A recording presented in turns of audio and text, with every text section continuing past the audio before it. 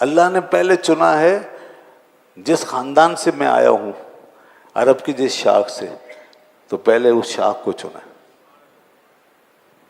اولاد اسماعیل میں ایک شاخ چنی اس نے پہلے، ان اللہ اصطفیٰ کنانہ، اس کا نام تک کنانہ، تو کنانہ جو تھے ان کو چنا ہے اولاد اسماعیل کے نام، واصطفیٰ من کنانہ قریشن، اور پھر کنانہ سے پھر ایک شاخ نکالی اور اس کو مزید پیوریفائڈ کیا سب کے مقابلے میں، تو قریش بنے۔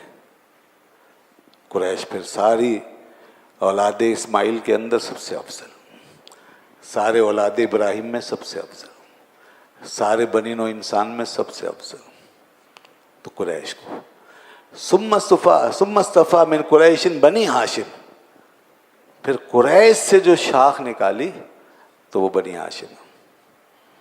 یہاں استفا جو آ رہا ہے نا، یہ سلیکشن ہے، یہ پیوریفیکیشن، یعنی ان میں سے پھر مزید جوہر نکالا، پھر مزید جوہر، جیسے کہ وہ نکالتے ہیں نا دودھ میں سے دہی مکھن، تو کتنا خالص ہو جاتا ہے اور کتنا وہ طاقتور ہو جاتا ہے، کتنا مفید ہو جاتا ہے۔ تو اسی طرح نسلوں میں، لوگوں میں پیوریفیکیشن ہوتی ہے، آپ صلی اللہ علیہ وسلم کے حوالے سے، کہ اللہ نے پھر اس کے بعد بنی ہاشم کو چنا، ثم اصطفانی من بنی ہاشم، اور پھر فرمایا پھر بنی ہاشم کے اندر سے مجھے چنا۔ یعنی اتنے چناؤں کے بعد سب سے زیادہ جو ڈیوائن سلیکشن ہے وہ آپ پہ آ کے رکا ہے۔ اللہ تبارک و تعالیٰ نے ارشاد فرمایا وَرَفَعْنَا لَكَ ذِكْرَكَ، اور ہم نے بلند کر دیا آپ کی خاطر آپ کا ذکر۔ اللہ نے آپ کے ذکر کو جو بلندی عطا فرمائی، وہ بلندی ہمیں اس کائنات کی تاریخ میں ہر جگہ دکھائی دیتی ہے۔ ظاہری آنکھیں ظاہری بلندی کو دیکھتی ہیں اور باطنی آنکھیں باطنی بلندی کو، اور دنیا والے دنیا میں دیکھ رہے ہیں، اور آخرت میں جب پہنچے گی دنیا تو وہاں انسان اس جہان کی بلندیوں کو بھی ضرور دیکھے گا، جس کا تذکرہ یہیں کر دیا گیا، کیونکہ بلندی میں کوئی قید نہیں، زمان و مکان اور کسی جہت اور کسی حوالے سے کوئی قید نہیں لگائی گئی، مطلقاً فرمایا کہ ہم نے آپ کے ذکر کو بلند کر دیا۔ پھر آدمی یہاں بھی اور وہاں بھی جتنا بھی دیکھے گا اور آپ کو پائے گا، وہ آپ کی حد کو نہیں جان سکے گا، آپ کی حد کیا ہے، آپ کی پوری حقیقت کیا ہے، یہ بات کوئی بھی نہیں جان سکتا سوائے اللہ کے، کیونکہ اسی کو معلوم ہے کہ اس نے اپنے محبوب صلی اللہ علیہ وسلم کو اپنے قرب کے کون سے درجے میں رکھا ہے۔ بہرحال ہم دنیا میں رہتے ہیں اور ظاہری آنکھوں سے کام لیتے ہیں، اور ہم اپنی معلوم تاریخ کو جانتے ہیں، تو اس لحاظ سے جب دیکھا، اور ظاہر ہے کہ اس میں دیکھنے والے وہ بھی ہیں جو ایمان رکھتے ہیں اور وہ بھی جو ایمان نہیں رکھتے، تو جس نے بھی انصاف کیا اس نے یہی دیکھا کہ تاریخ انسانی میں اور معلوم اور نون ہسٹری کے اندر آپ صلی اللہ علیہ وسلم سے زیادہ نہ دنیا میں کوئی مقبول ہے اور نہ مؤثر ہے، اور نہ آپ کے ذکر سے زیادہ بلند کسی کا ذکر ہے۔ اللہ نے آپ کو ہماری پوری تاریخ میں سب سے اوپر مقام پر رکھا ہے۔ آپ کی تشریف آوری سے پہلے بھی آپ کے ذکر کا چرچا تھا، اور تمام آسمانی کتابیں اور صحیفے آپ کی نعت میں، آپ کی مدحت میں رطب اللسان تھی، اور تمام انبیاء کرام علیہم السلام آپ کی بشارت دیتے تھے۔ اور پھر جب آپ تشریف لے آئے تو بعد میں مزید یہ ذکر بڑھ گیا اور ایمان کی بھی کیفیات میں وہ اضافہ ہوا کہ ایک امت مسلمہ پوری تشکیل پا گئی. آپ کے نام کا تذکرہ، آپ کی شانوں کا ذکر، آپ کے ساتھ عہد و وفا کرنے والے، آپ پر اپنی جانیں نچھاور کرنے والے، قیامت تک کے لیے اللہ نے سلسلہ جاری فرما دیا. اور آج مشرق و مغرب میں کوئی بھی گوشہ، کوئی بھی جگہ یا خطہ ایسا نہیں جہاں آپ کا تذکرہ نہ ہوتا ہو. اور کتابوں سے لے کے لوگوں کی باتوں تک ہر جگہ. اور اب چونکہ میڈیا کا دور ہے تو دنیا کی تقریباً تمام چینلوں پہ آپ کا ذکر پاک کسی نہ کسی انداز سے ضرور آتا ہے. اور خاص طور پہ جب ربیع الاول کا مہینہ آتا ہے میلاد شریف کا، تو پھر پوری دنیا رپورٹ کرتی ہے. پوری دنیا میں جتنا میلاد شریف رپورٹ ہوتا ہے تو یہ بھی آپ کے ذکر کا چرچا ہے.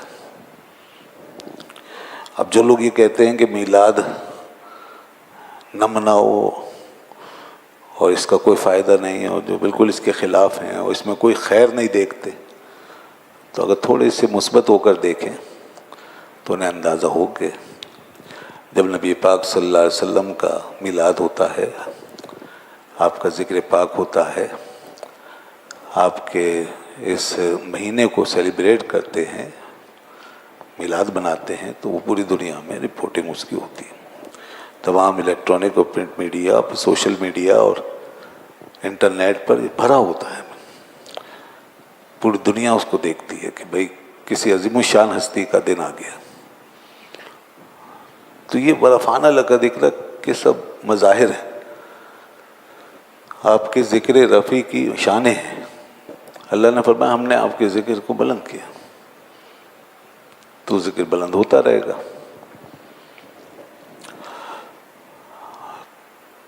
تو اب یہ ذکر کہاں سے کہاں تک پہنچا ہے، کتنی صدیاں گزری آج تک کتابوں میں موجود مرکوز ہے. کتنی صدیاں گزرنے کے بعد بھی، 1000 سال پہلے، 1200 سال پہلے، 600 سال پہلے بھی جن لوگوں نے نعت کہی، جن بزرگوں نے آپ کی شان میں لکھا، آپ پر کتابیں لکھی، سیرت پر کتابیں لکھی، وہ اب بھی کتابیں موجود. اور دنیا میں آپ کی ہستی واحد ہستی ہے جن کی سیرت طیبہ پر سب سے زیادہ لکھا گیا. آپ سے زیادہ کسی کی شخصیت پر، کسی کی ذات پر، کسی کے کردار پر اتنا نہیں لکھا گیا. آپ واحد ہستی. بڑے بڑے سپہ سالار، بادشاہ، سلاطین، حکمران، حکام سب گزر گئے. بڑے بڑے نامور لوگ گزر گئے، اہل فن گزر گئے، اہل کمال گزر گئے، شعراء، ادبا، نہ جانے کون کون، جنہوں نے ایک دنیا کو مسخر کیا، مگر ان کا ذکر بھی اتنا نہیں، ان پہ بھی اتنا نہیں لکھا گیا. مگر یہ آپ صلی اللہ علیہ وسلم کی شان. تو کوئی موازنہ، مقابلہ ہی نہیں. ہم تو بات سمجھانے کے لیے کہہ رہے ہیں کہ کوئی نہیں، کسی پر نہیں لکھا گیا، تو لکھا بھی کیسے جائے گا؟ اتنا کچھ کسی پہ کیسے آ سکتا ہے؟ اور اتنی عظمتوں کے ساتھ کون جلوہ گر ہوا ہے؟ اور ایسا بے مثال و بے نظیر کون ہے؟ اور ایسے کمالات کا حامل کون ہے؟ کوئی نہیں. تو یہ برفانہ لقد ذکرک جو ہے، یہ آپ کی ایک ایسی نعت ہے کہ جس میں اللہ نے آپ کے سارے اوصاف اور ساری شانوں کو ایک جملے میں بیان فرما دیا. آپ کی عظمتوں کو، اپنی شانوں کو، آپ کی بلندیوں کو، سب کو ایک جملے میں ادا فرما دیا. یہ اس ذات کی فصاحت ہے. ورفعنا لک ذکرک. تو آج میں آپ کے سامنے ایک ایسی نعت کا ذکر کرنا چاہ رہا ہوں جو آج سے تقریباً 700-800 سال پہلے لکھی گئی. اور نعت لکھنے والا کون ہوگا آپ اندازہ کیجیے. آج بھی نعت خوان، شاعر، شعراء نعت کہتے ہیں، لکھتے ہیں، پڑھتے ہیں، لیکن ہر ایک کا مقام الگ ہوتا ہے. آج کے لوگوں کی تو کوئی حیثیت ہی نہیں ان بزرگوں کے سامنے. تو یہ ہیں جناب حضرت مولانا روم رحمۃ اللہ علیہ۔ اب آپ اندازہ کیجئے کہ ایسے عارف کامل نے، ایک واصل باللہ اور عارف باللہ شخصیت نے، جو اللہ رب العزت کی ذات میں صفات میں فنا ہو، جنہیں عرفا کہتے ہیں، اور جو اللہ تعالیٰ کے ساتھ واصل ہوتے ہیں، اس کی معرفت میں گم ہوں، اور جنہوں نے دنیا پہ بڑے گہرے اثرات چھوڑے ہوں، اور توحید کو جاننے والے ان سے بڑے کون ہوں گے؟ ان کی توحید قولی بھی ہوتی ہے، فعلی بھی ہوتی ہے، حالی بھی ہوتی ہے۔ آج تو صرف توحید کا زبان پہ ذکر ہے نا، حال وال تو کوئی ہے ہی نہیں۔ یہ بھی حال تو ہوتا ہے نا لوگوں کا، جیسے جس کا مقام ہوتا، مگر آج کل وہ حال کہاں؟ اب تو صرف قال ہے، زبان سے ادا ہوتی ہے بات۔ یہ وہ لوگ ہیں جنہوں نے ایک اللہ جس کو کہا، اس کو ایک پایا بھی اور اس کو ایک محسوس بھی کیا۔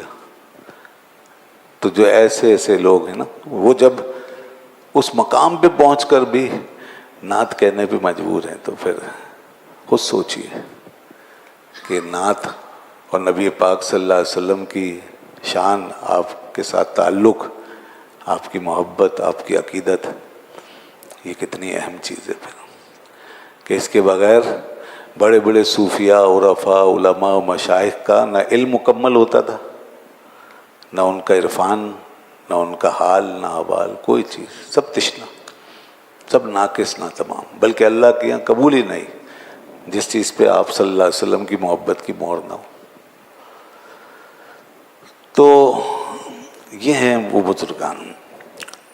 تقریباً 630-35 ہجری میں آپ کا وصال ہوا حضرت مولانا، بلکہ ہاں تقریباً 600 سال سے زیادہ، یعنی 7ویں صدی ہجری میں، اور اب ہو گئے 775 سال، تقریباً پونے 800 سال حضرت مولانا روم رحمۃ اللہ علیہ کو۔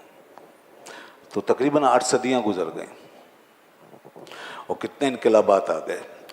اس وقت انہوں نے یہ نعت لکھی، اور اس کا عنوان تھا، یہ فارسی میں ہے، میں اس کا ترجمہ اور کچھ وضاحت کرتا چلوں گا، اور دیکھیے ذرا کیسی شاندار باتیں انہوں نے کی، پورا عقیدہ بتا دیا، پورا عقیدہ۔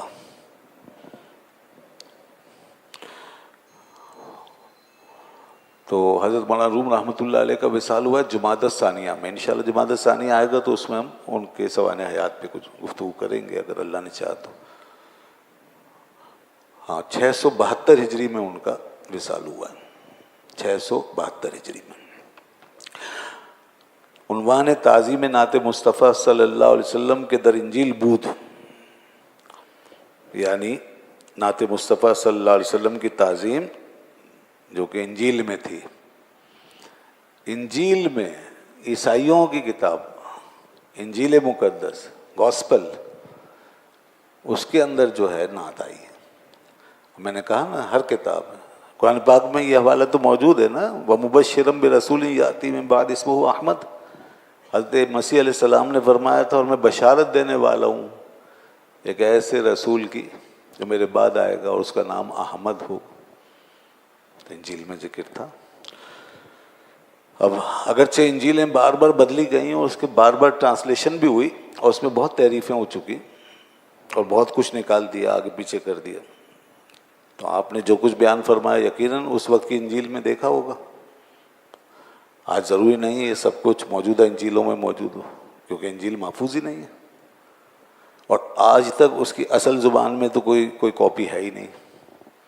سریانی زبان میں نازل ہوئی، اس کی کوئی کاپی نہیں۔ پھر اس کے بعد رومن زبان میں تبدیل ہوئی، پھر لاطینی زبانوں میں اس کا ترجمہ ہوا، تو قدیم ترین ترجمے بھی ناپید ہیں۔ اب بہرحال 4 انجیلیں دنیا میں موجود ہیں، اور انہی کو وہ مستند سمجھتے ہیں، اور یہ بہت بدلی ہوئی حالت میں۔ لوکا، متی، یوحنا، مرکس، یہ 4 انجیلیں ہیں۔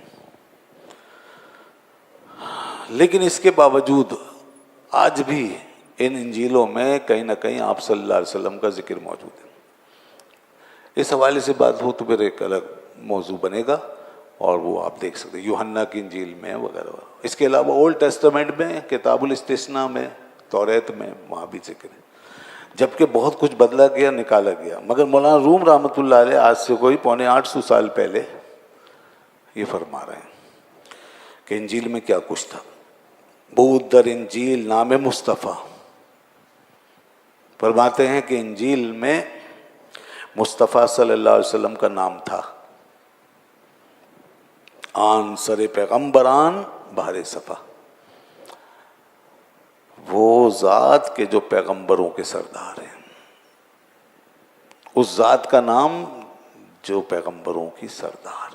اس سے بڑا منصب کیا ہوگا؟ پیغمبروں کے سردار، سردار انبیاء، سید الانبیاء.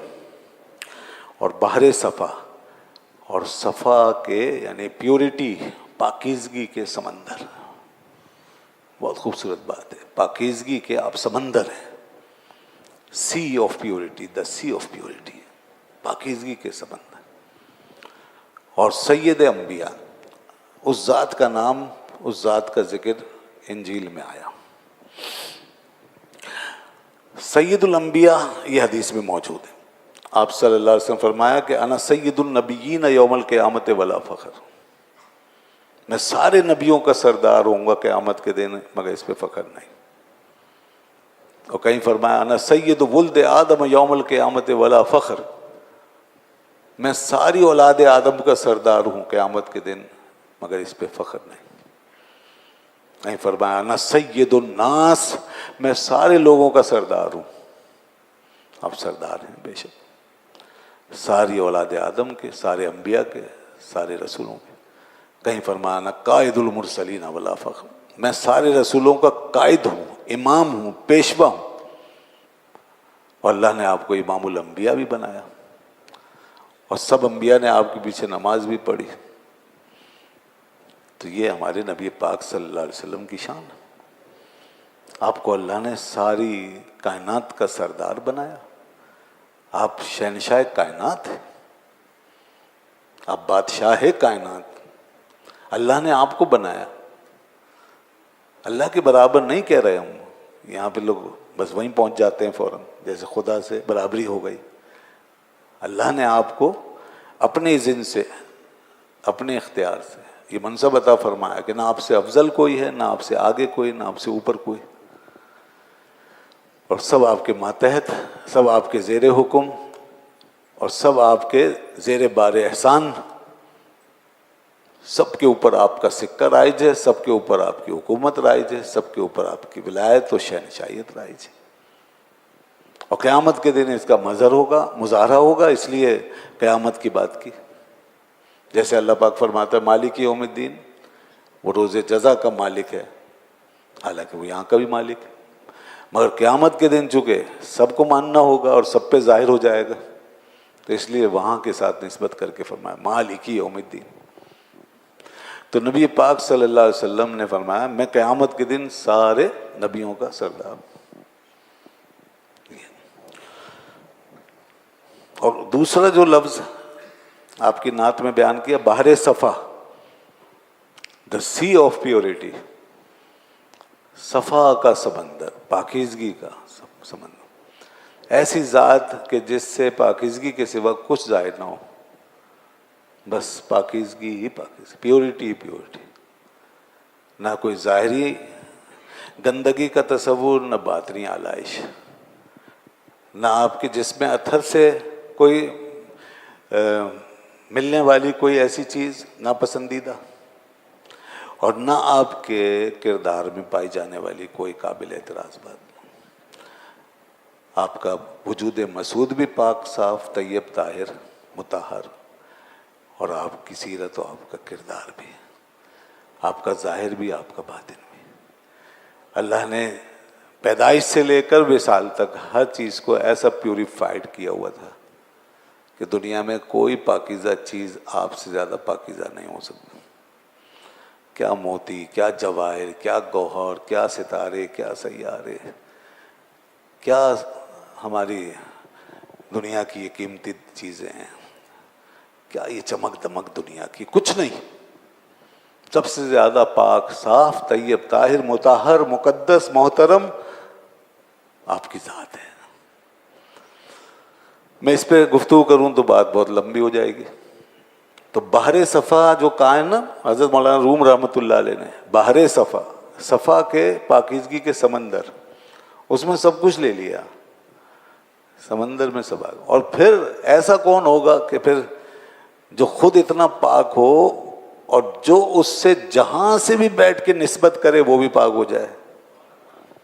ایسا کون ہوگا؟ اس ذات سے جب بھی نسبت کرو، جہاں سے بھی نسبت کرو، جو بھی تعلق رکھو گے، ایک پیورٹی آنا شروع ہو جائے گی، ایک چمک آنا شروع ہو جائے گی، انسان کے اندر تبدیلی آنا شروع ہو جائے گی۔ اسی لیے اعلیٰ حضرت فاضل بریلوی نے فرمایا، چمک تجھ سے پاتے ہیں سب پانے والے، میرا دل بھی چمکا دے چمکانے والے۔ تو یہ ہے اصل میں فیض رسانی کا سلسلہ۔ اس لیے آپ باہر ہیں، سمندر جیسے سب کو نوازتا ہے نا، اسی طرح آپ کی ذات بھی سمندر ہے، سب کو نواز رہی۔ آپ کو اللہ نے مبدأ فیاض بنا دیا ہے دنیا میں، اور یوں آپ کا فیض جو ہے پوری دنیا کے اوپر ایک ابر رحمت کی طرح چھایا ہوا ہے، اور باران رحمت کی طرح برس رہا ہے، کیونکہ آپ سمندر ہیں۔ حدیث میں آتا ہے، صحیح مسلم کی حدیث ہے، واصلہ بن اسقر رضی اللہ عنہ سے روایت ہے، آپ نے ارشاد فرمایا، اب یہ صفا کا جو مطلب ہے وہ بتا رہا ہوں، ان اللہ اصطفیٰ کنانۃ من ولد اسماعیل، دیکھو اللہ نے مجھے کیسے چن چن کر، کس طرح مجھے خالص در خالص مرحلوں سے گزارا ہے، کیا پیورٹی رکھی ہے میرے اندر۔ اللہ نے پہلے چنا ہے، جس خاندان سے میں آیا ہوں، عرب کی جس شاخ سے، تو پہلے اس شاخ کو چنا۔ اولاد اسماعیل میں ایک شاخ چنی اس نے پہلے، ان اللہ اصطفیٰ کنانہ، اس کا نام تھا کنانہ۔ تو کنانہ جو تھے ان کو چنا ہے اولاد اسماعیل کے نام، واصطفیٰ من کنانہ قریشن، اور پھر کنانہ سے پھر ایک شاخ نکالی اور اس کو مزید پیوریفائڈ کیا سب کے مقابلے میں، تو قریش بنے۔ قریش پھر ساری اولاد اسماعیل کے اندر سب سے افضل، سارے اولاد ابراہیم میں سب سے افضل، سارے بنی نوع انسان میں سب سے افضل، تو قریش کو۔ ثم اصطفیٰ من قریش بنی ہاشم، پھر قریش سے جو شاخ نکالی تو وہ بنی ہاشم۔ یہاں استفا جو آ رہا ہے نا، یہ سلیکشن ہے، یہ پیوریفیکیشن، یعنی ان میں سے پھر مزید جوہر نکالا، پھر مزید جوہر، جیسے کہ وہ نکالتے ہیں نا دودھ میں سے دہی مکھن، تو کتنا خالص ہو جاتا ہے، اور کتنا وہ طاقتور ہو جاتا ہے، کتنا مفید ہو جاتا ہے۔ تو اسی طرح نسلوں میں، لوگوں میں پیوریفیکیشن ہوتی ہے، آپ صلی اللہ علیہ وسلم کے حوالے سے، کہ اللہ نے پھر اس کے بعد بنی ہاشم کو چنا، ثم اصطفانی من بنی ہاشم، اور پھر فرمایا پھر بنی ہاشم کے اندر سے مجھے چنا۔ یعنی اتنے چناؤں کے بعد سب سے زیادہ جو ڈیوائن سلیکشن ہے وہ آپ پہ آ کے رکا ہے، سب سے زیادہ ڈیوائن سلیکشن، سب سے زیادہ پیورٹی کے ساتھ۔ تو اب کہاں کوئی مقابلہ کرے گا، کون کھڑا ہو سکتا ہے؟ اور ایک دفعہ کسی کی طرف سے کوئی بات ہوئی ہوگی، لوگ تھے ہر طرح کے، ایک مکس معاشرہ تھا، کفار، مشرکین، منافق، یہودی وغیرہ سب، اور مسلمان بھی وہیں رہتے تھے اور اپنا کام کر رہے تھے۔ تو کبھی کوئی باتیں ایسی نکل آتی مخالفین کی طرف سے یا نادان لوگوں کی طرف سے کوئی بات ہوتی، تو آپ اس کی وضاحت فرماتے، تو آپ ممبر پہ تشریف لے آئے۔ یہ حدیث ہے، امام ترمذی نے اس کو روایت کیا۔ آپ ممبر پہ تشریف لے آئے اور آپ نے فرمایا، لوگو من انا، یہ بتاؤ کہ میں کون ہوں۔ لوگوں نے کہا انت رسول اللہ صلی اللہ علیہ وسلم، آپ اللہ کے رسول ہیں۔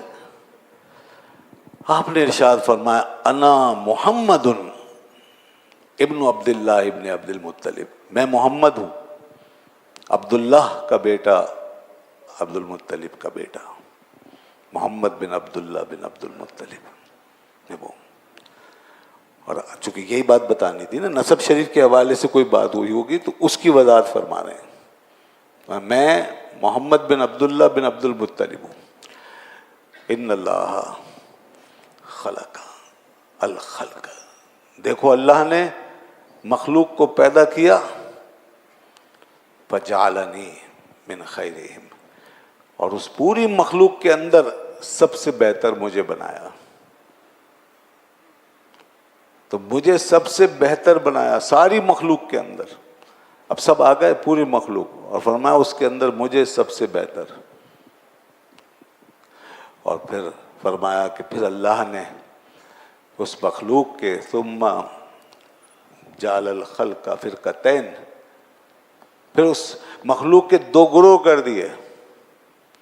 فجعلنی فی خیرہم فرقتن، اور پھر اس کے اندر جو سب سے بہتر تھا نا فرقہ گروہ، اس میں مجھے پیدا کیا. میں اس گروہ سے ہوں جو دونوں میں سب سے بہتر تھا. پھر اس کے بعد فرمایا اللہ نے ان کے قبیلے بنائے. تو فرمایا ثم جعلنی فجعلنی فی خیرہم قبیلۃ، اور اس میں جو سب سے بہتر قبیلہ تھا مجھے اس میں رکھا ہے. پھر فرمایا اللہ نے ان کے گھر بنائے، ان کو گھروں میں تقسیم کیا، خاندانوں میں تقسیم کیا. فجعلنی فی خیرہم بیتن، اور مجھے سب سے اچھے گھر میں پیدا کیا. نہ میرے گھر جیسا کوئی گھر ہے، نہ میرے قبیلے جیسا کوئی قبیلہ. تو فرمایا کہ میں ذات کے اعتبار سے بھی اور گھر کے اعتبار سے بھی سب سے بہتر ہوں، مجھ سے بہتر کوئی نہیں ہے. یہ وضاحت آپ نے خود ارشاد فرمائی کہ مجھ سے بہتر کوئی نہیں. یہ اس لیے بتایا تاکہ لوگ کسی وہم میں، کسی گمان میں نہ رہیں، اور لوگ آپ کی شان کو کم نہ دیکھیں، کیونکہ آپ کی شان کا ادراک ایمان کی صحت کے لیے ضروری ہے. اگر آپ کی شان کا ادراک نہیں ہوگا تو ایمان بھی نہیں رہے گا. یہ ہے ایمان. ایمان کو ہماری جلا بخشی ہے ان باتوں سے، اور آپ کی شان جو آئی ہمارے سامنے، اس سے ایمان کی حفاظت کی گئی ہے، اس سے ایمان کے نور کو بڑھایا گیا. تو وہی حضرت مولانا روم رحمۃ اللہ علیہ فرما رہے ہیں کہ آن سرے پیغمبران بحر صفا. آپ کی کیا بات ہے، آپ تو پیغمبروں کے سردار ہیں اور صفا کے سمندر ہیں. آگے فرماتے ہیں بود ذکر ہلیہ او شکل او، بود ذکر غزو و صوم و عقل او. فرماتے ہیں کہ اور انجیل میں آپ کے اوصاف حمیدہ کا ذکر ہوا ہے، آپ کے حسن و جمال کا ذکر ہوا ہے، آپ کے غزوے کا ذکر ہوا جو لڑائی لڑی اسلام کی دین کی راہ میں، اور آپ کے روزے کا، آپ کے کھانے کا، یہ سب انجیل میں ذکر ہوا. میں نے پہلے بتا دیا، آج اگر وہ ذکر نہیں ملتا تو وہ تحریف شدہ ہے انجیل، اب بدل دیا سب. پہلے یہ سب کسی نہ کسی انجیل میں موجود تھا جو حضرت مولانا روم رحمۃ اللہ علیہ فرما رہے ہیں. آگے فرماتے ہیں طائفائی نصرانیان بحر ثواب، چن رسیدن بدان نام و خطاب. اب جو پہلے عیسائی ہوئے ہم سے پہلے، ان میں جو لوگ اچھے تھے، باادب، جو مومن تھے، ان کا ایمان کیا تھا یہ بتا رہے ہیں، اور کیسے باادب تھے وہ دیکھیے ذرا. اور قرآن پاک میں بھی اشارہ موجود ہے کہ بنی اسرائیل آپ کے نام کا وسیلہ پیش کر کے جنگوں میں فتوحات حاصل کرتے تھے. وَإِن كَانُوا مِن قَبْلُ يَسْتَفْتِحُونَ عَلَى الَّذِينَ كَفَرُوا. یہاں فرمایا کہ دیکھو نصرانیوں کا، عیسائیوں کا ایک گروہ، وہ ثواب کی خاطر، آخرت میں اجر پانے کے لیے، چن رسیدن بدان نام و خطاب، جس وقت انجیل پڑھتے پڑھتے آپ کے نام اور آپ کے ذکر پاک کی جگہ پہنچتے تھے، جب آپ کا نام پاک دیکھتے، بوسا دادن دے بدان نام شریف، تو معلوم ہے کیا کرتے تھے. آج لوگ کہتے ہیں نا یہ انگوٹھے کیوں چومتے ہیں، اتنا ادب کیوں کرتے ہیں، یہ بوسے کیوں دیتے ہیں چیزوں کو. یہ دیکھیں فرما رہے ہیں مولانا روم رحمۃ اللہ علیہ، اور یہ لوگ کہتے ہیں یہ سب بریلویوں نے نکالا ہے. یہ کب سے چیزیں چلی آ رہی ہیں. کہاں ہیں بریلوی یہاں پر بتائیے. 800 سال ہو گئے, میں نے ابھی بتایا تقریباً 800 سال گزر گئے, اور پہلے بھی تھا اس سے. اور یہ اس زمانے میں فرمایا کہ بوسا داد اندے بدان نام شریف, جب آپ کا نام شریف دیکھتے تو اس پہ وہ بوسے دیتے تھے, بوسے دیتے تھے. روح نہا دندے بدان وصف لطیف, اور اپنا چہرہ جو ہے نا آپ کے اوصاف لطیفہ, آپ کے بہترین شاندار پاکیزہ بیان کے اوپر اپنا چہرہ رکھ دیتے تھے, ایسے ایسے کر کے جھک جاتے تھے اس کی تعظیم میں. آپ کے اوصاف پاک سے ایسی محبت کرتے تھے وہ لوگ, جو ہم سے پہلے لوگ گزر گئے ان کی بات ہو رہی ہے. نصارہ میں ایسے لوگ بھی تھے. تو آج لوگوں کو یہ سب لگتا ہے شرک ہے, یا جناب یہ جیسے ایک بریلویت نام رکھ دیا, ایک فرقہ بنا دیا, حالانکہ کوئی فرقہ نہیں ہے بریلوی. بریلوی کیا ہوتا ہے؟ تو ایک نام رکھ کے بس سب منسوب کر دی اس چیزیں, اور اس پر اعتراض شروع کر دی, کہا جی یہ دیکھیں یہ سب ہو گیا. تو یہ سب کچھ تو پہلے سے ہو رہا ہے. تو انہوں نے فرمایا کہ اس طرح وہ آپ کے نام پاک پر ایسے جھک جاتے تھے. اور ظاہر ہے کہ مولانا روم رحمۃ اللہ علیہ اس کو صحیح سمجھ رہے ہیں, جبھی تو بیان کر رہے ہیں. اگر یہ ہماری شریعت میں بنا ہوتا تو وہ اس طرح ذکر کرتے. اگر یہ کوئی غلط بات ہوتی, ناجائز ہوتا, تو یہ ذکر کیوں کرتے؟ تو یہ سب وہ ادب ہے جو لوگوں نے کیا, اور اس میں کوئی ایسی بات نہیں, شریعت نے منع نہیں کیا. سبحان اللہ.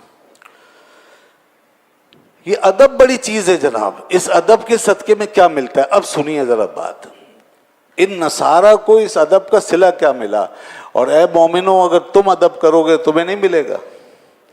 جب ان عیسائیوں کو یہ صلہ مل گیا, آگے فرماتے ہیں اندرین فتنہ کے گفتم آن گروہ ایمن از فتنہ بدندو از شکو.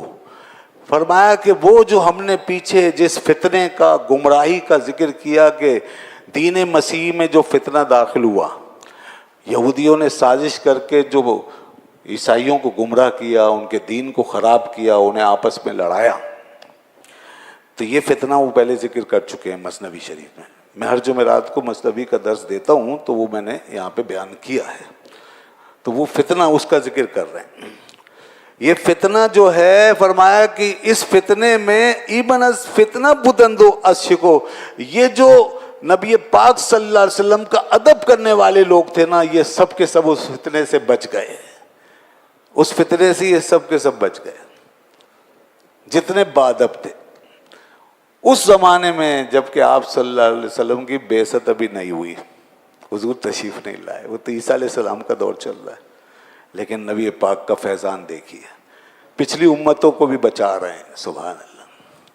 آپ کا ادب, آپ کی محبت کہ ان امتوں کو بچا رہی ہے جن امتوں نے آپ کا کلمہ نہیں پڑھا ابھی, انہوں نے اپنے اپنے نبیوں کا کلمہ پڑھا ہے, تو بھی آپ کا نام لینے کی برکت سے وہ بچ رہے ہیں. تو ہم نے تو کلمہ بھی پڑھا ہوا ہے, ہم تو حضور کے امتی ہیں. ہم حضور کی بات کریں گے, حضور کا ادب کریں گے, تو کیوں نہیں ہمارا ایمان بچے گا. تو یہ ایمان بچانے کا بس واحد ذریعہ بس یہی ہے کہ ادب اور احترام بجا لائے آدمی. آگے فرماتے ہیں نسل ایشان نیز ہم بسیار شد, نور احمد ناصر احمد یار شد. فرماتے ہیں یہی نہیں بلکہ ان کی نسل جو ہے نا وہ بھی بڑھ گئی, جنہوں نے ہمارے نبی پاک صلی اللہ علیہ وسلم کا ادب کیا, ان کی نسل میں اللہ نے برکت رکھ دی. اور جناب یہ سب اس لیے کہ نور احمد ناصر احمد یار شد, کہ احمد صلی اللہ علیہ وسلم کا جو نور ہے, دیکھیے آ گئی نور کی بات. اب یہاں بھی ایک فرقہ بنا دیا, کہتے ہیں بریلوی ایک فرقہ ہے جو نبی پاک صلی اللہ علیہ وسلم کو نور مانتا ہے. لو بھائی, یہ تو اس زمانے کی بات ہے جب بریلوی پیدا ہی نہیں ہوئے تھے. کہاں ہے فرقہ بریلوی؟ مولانا روم فرما رہے ہیں نور احمد, احمد صلی اللہ علیہ وسلم کا نور. اور دیکھیے آگے پھر کہتے ہیں جی اللہ کے سوا بندوں کو مددگار جانتے ہیں. یہ بھی ایک فرقہ ہے بریلوی, وہ کرتا ہے. سارا کچھ ایسے بدنام کر دیا ہے, اور لوگوں کو سیدھے سادھے لوگوں کو اتنا شور مچا کے گمراہ کر دیا کہ لوگ بس قیامت کے دن جواب دینا پڑے گا، اس لیے آدمی کو دین کے بارے میں یا کسی کے بارے میں تحقیق کر لینی چاہیے۔ یہ مولانا روم فرما رہے ہیں کہ مددگار ہے وہ نور، مددگار ہے، فرمایا نور احمد ناصر احمد یار شد، کہ احمد صلی اللہ علیہ وسلم کا نور ان کا مددگار بن گیا، ان کا ساتھی بن گیا۔ جب انہوں نے ادب کیا نا، ابھی حضور تشریف نہیں لائے دنیا میں، تو وہ نور کہاں ہے بھائی؟ وہ ہم یہ بتاتے ہیں نا کہ وہ نور یہ ہے کہ اللہ نے سب سے پہلے اپنے نبی کا نور پیدا کیا ہے۔ یا جابرو، حدیث سنا رہا ہوں، یا جابرو ان اللہ خلق نور نبی کا قبل الاشیاء من نورہ، بے شک جابر اللہ نے سب سے پہلے تیرے نبی کے نور کو پیدا کیا، ساری چیزوں سے پہلے اپنے نور کے فیض سے۔ تو آپ کا نور تو اس وقت پیدا ہوا ہے، تو اسی نور کی بات، وہ نور پھر اس طرح جب ادب ہوتا تھا، احترام ہوتا تھا، تو فرما رہے ہیں وہ نور، نور احمد مددگار ہو گیا اور یار ہو گیا، یار شت وان۔ اچھا یہ ہو گیا ایک گروہ جس نے ادب کیا اور یہ مقام پایا۔ اب فرماتے ہیں ایک اور گروہ تھا جس نے نبی پاک صلی اللہ علیہ وسلم کا ادب نہیں کیا، اس نے بے ادبی کی۔ اس وقت بھی ہو سکتا تھا ایسا، جب آج ہو سکتا ہے آپ کے امتی ہونے کے باوجود اتنے بے ادب لوگ پیدا ہو سکتے ہیں، اور کیا کیا منہ میں آتا ہے بول دیتے ہیں، اور کیسی کیسی باتیں آپ سنتے ہیں۔ تو جب آج بے ادبیاں ہو سکتی ہیں تو اس وقت بھی ایسے بے ادب تھے۔ اب ان بے ادبوں کا کیا ہوا وہ بتا رہے ہیں، کہہ رہے ہیں وان گروہ دیگر از نصرانیان نام احمد داشتند مستحان۔ ایک گروہ اور تھا دوسرا نصرانیوں کا، کہ انہوں نے احمد صلی اللہ علیہ وسلم کا نام بے توقیر کر کے چھوڑ دیا، کوئی عزت نہیں کی، کوئی رسپیکٹ نہیں کی، کوئی اہمیت نہیں دی، انہوں نے بے توقیر کر کے چھوڑ دیا۔ اللہ اللہ، پھر کیا ہوا؟ فرماتے مستحان و خار گشتن از فتن، یہ ذلیل و خوار ہو گئے، فتنوں کی نظر ہو گئے، از فتن، از وزیر شوم رائے شوم فن، وہ وزیر فتنہ باز جو ان میں گھسا تھا نا یہودی، اور جس نے ان کو خراب کیا، اس کے فتنوں میں مبتلا ہو گئے، یہ اس طرح گمراہ ہوئے۔ آج بھی جو نبی پاک صلی اللہ علیہ وسلم کی محبت سے خالی ہو جائے گا، آپ کے ادب سے خالی ہو جائے گا، مغرب و مشرق کے ہر فتنے میں گرفتار ہوگا، وہ نہیں بچ سکے گا۔ ان فتنوں سے اگر کوئی چیز بچا سکتی ہے نا تو آپ صلی اللہ علیہ وسلم کا تعلق، جتنا ادب کریں اور جتنا بادب لوگوں کے بیچ رہیں گے اتنا بچیں گے، یہ میں عرض کر دوں۔ صرف وہی حق ہیں اہل حق، اہل سنت و جماعت جن کو کہتے ہیں، جو سب سے زیادہ ادب کے قائل ہیں، وہی اہل حق ہیں، اور شروع سے وہی یہ نام چلا آ رہا ہے۔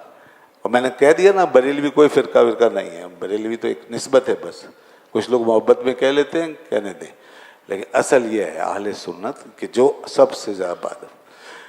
جتنے بھی فرقے ہیں آپ نام لیتے جائیے، میں بے ادبیاں بتاتا جاؤں گا۔ آپ کہیں گے فلاں، میں کہوں گا صحابہ کرام کے بارے میں دیکھیے۔ آپ کہیں گے فلاں، میں کہوں گا ذرا اہل بیت کا دیکھیے ذکر۔ آپ کہیں گے فلاں، میں کہوں گا ذرا شان نبوت صلی اللہ علیہ وسلم دیکھیے کیسی بیان ہو رہی ہے۔ دیکھتے جائیں، ان کا انداز دیکھیں، ان کی باتیں، ان کی کتابیں، ان کا علم، وہ کہیں نہ کہیں ٹکرا رہا ہوگا ادب سے، احترام سے۔ تو گمراہ پہلے بھی یہی ہوا، فرمایا یہ گمراہ ہو گئے اور راہ حق سے بھٹک گئے، اور ہم مخبت دین شان و حکم شان، فرمایا مولانا روم رحمۃ اللہ علیہ آگے فرما رہے ہیں کہ ان کا دین بھی برباد ہو گیا اور ان کا جو نظام تھا وہ بھی برباد ہو گیا۔ از پئی توما رہا کش بیان، اس طرح کی کش بیانیاں کر کر کے، باتیں کر کر کے، تقریریں کر کر کے، الٹی سیدھی باتیں منہ سے نکال کے سب برباد کر۔ اندر اگر ادب نہیں ہے نا تو جتنی تقریریں کریں گے، جتنی تبلیغ کریں گے، سب پھر یہی ہوگا حال کہ سب تباہی پھیل جائے گی، خرابی بڑھے گی اور بڑھے گی۔ کبھی ایک بات، کبھی پھر دوسری بات خراب نکلے گی، کبھی کوئی تیسری بات فاسد نکلے گی، کبھی کوئی اور چیز، الغرض انتشار بڑھتا جائے گا، بڑھتا جائے گا۔ بے ادبی سے انتشار بڑھتا ہے۔ دنیا کو اور امت کو اگر جوڑا جا سکتا ہے آج بھی، یہ نسخہ اپنے ساتھ اچھی طرح پلو سے باندھ لیں۔ جو بات کرتے ہیں بڑے اتحاد کی امت کے اور بڑے اس کے کہ بھئی ہم ایک کر رہے ہیں اور ایک طرف بلا رہے ہیں.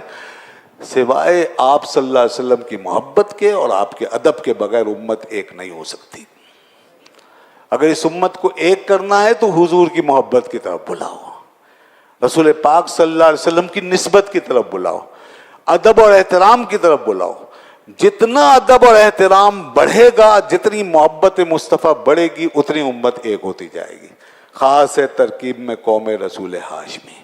اس کے علاوہ امت نہ کسی فلسفے پہ ایک ہوگی, نہ کسی تھیوری پہ, نہ کسی نظریے پہ, نہ کسی تعلیم پہ, کسی چیز پہ, اور نہ کسی لاجک پہ, کسی چیز پہ نہیں. امت ایک ہوگی صرف آپ صلی اللہ علیہ وسلم کی ذات پہ. یہ وہ رشتہ ہے جس کے اندر ساری انرجی, طاقت اور پاور ہے, جو ہمیں گرما دیتا ہے ایک دم بس. اس کے بعد فرماتے ہیں, اب ذرا یہ 2 شعر اور سن لیجئے تاکہ بالکل واضح ہو جائے کہ کب سے چلی آ رہی ہیں یہ باتیں, کہ کیسے کیسے فیض ملتے ہیں اللہ کے بندوں سے, اور آپ صلی اللہ علیہ وسلم کی کیا بات ہے. نام احمد چن چنین یاری کند. فرماتے ہیں, اب خلاصہ نکال رہے ہیں, کنکلوژن پیش کر رہے ہیں. جب احمد صلی اللہ علیہ وسلم کا نام ایسی یاری کر سکتا ہے, یاری فارسی کا لفظ ہے, اردو میں یاری کے معنی مختلف ہو جاتے ہیں, لیکن میں فارسی کے لفظ میں بول رہا ہوں. فرمایا نام احمد چن چنین یاری کند. جب نام احمد ایسی مددگاری کر سکتا ہے, ایسے تمہارے کام آ سکتا ہے, بندوں کے کام آ سکتا ہے, تاکہ نورش چن مددگاری کند, تو ارے ان کے نام کی شان ہے تو ان کے نور کی کیا شان ہوگی. جب ان کا نور حرکت میں آئے گا تو پھر تمہاری مدد کیوں نہیں ہوگی. ان کا تو نام ہی جو ہے کام بنا دیتا ہے. یہ نام کا ادب کیا لوگوں نے تو دیکھو فتنوں سے بچ گئے. اور اگر کسی کو ان کا نور مل جائے, کسی کو ان کی ذات تک رسائی ہو جائے, تو اس کی کیا بات ہے پھر, تو کیوں نہیں اس کے کام بنیں گے. تاکہ نورش چن مددگاری کند.